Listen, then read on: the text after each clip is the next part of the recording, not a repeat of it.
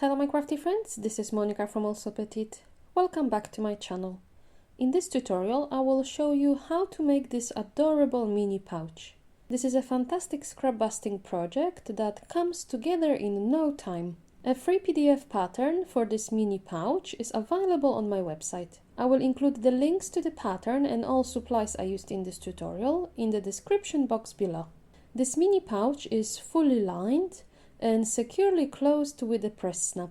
Perfect to keep some spare change, lip balm, some plasters, or an emergency mending kit. If you are interested in learning how to make this mini pouch, then keep on watching. To begin the project, cut one front from external fabric and one from your lining fabric, one back from external fabric and one from your lining fabric. Remember to transfer all notches and the snap placement markings. I'm using a cotton fabric today, which is backed with some woven interfacing, and I also added some fusible fleece to the external pieces. Now you're going to take your external front piece and we're going to install the male portion of our press snap. So I have my hole puncher here and I'm going to punch a hole where I've marked the snap placement.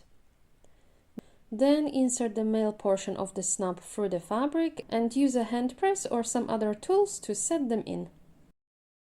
You can put the remaining pieces aside. Then you can take the lining piece and with right sides together, place them on top of each other.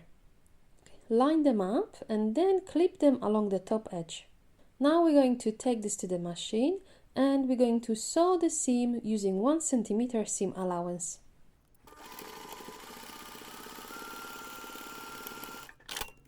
Separate the pieces, open the seam allowance and press it flat. Then you can bring those two pieces wrong sides together, line them up and again press the seam flat. Now you're going to take this to the machine, top stitch along the finished seam and then you can baste the remaining sides.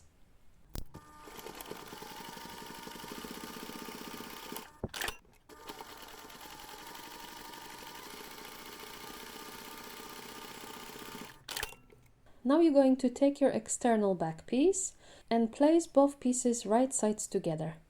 You need to line up the midpoints and then you're going to line up the finished seam at the side notches. Keep in mind that the front piece is slightly wider around the top edge, so if you lay the front piece on top, the edges will not align. You'll have to bring the top corners slightly inwards to align the edges. Just like that, and then you can clip them together. Now take this to the machine and you can stitch the seam using 1 cm seam allowance.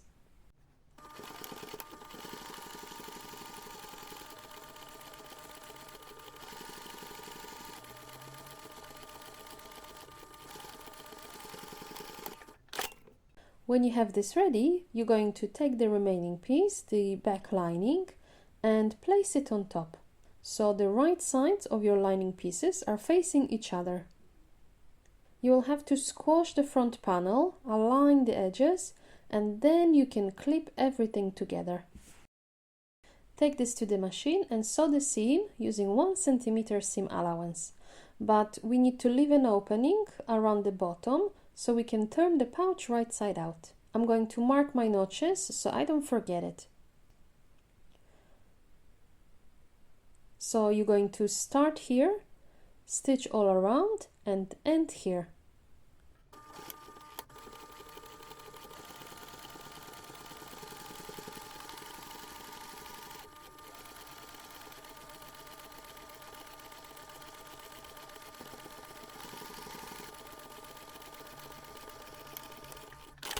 Next, you're going to trim the seam allowance by half.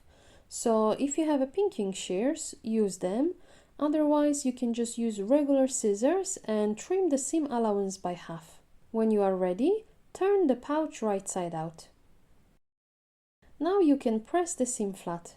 When you are ready, take this to the machine and top stitch around the flap. So don't worry about top stitching around the entire seam, you are only top stitching the flap.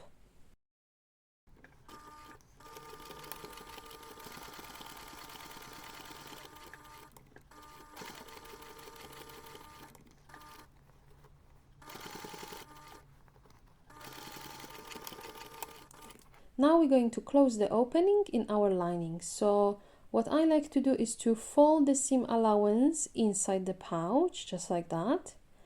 And then you're going to fold the back lining, seam allowance inside, just like that. And we need to line up that folded edge just beyond the stitching line. So you can see the previous stitching line here, and we don't want to see that. So we are going to line up the back lining piece on top, and we're going to hide that stitching line. I'm going to use a couple of pins so it stays in place.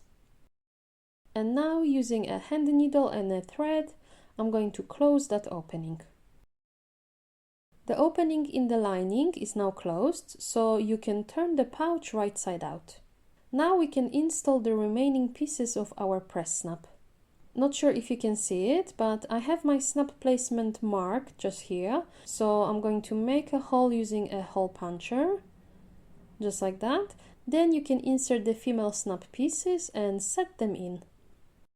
If you have to, give your pouch a final press. Otherwise, your mini pouch is now completed. Congratulations! If you enjoyed this tutorial, let me know in the comments. And if you would like to see a similar content, make sure you subscribe to my channel. See you next time! Stay crafty, friends!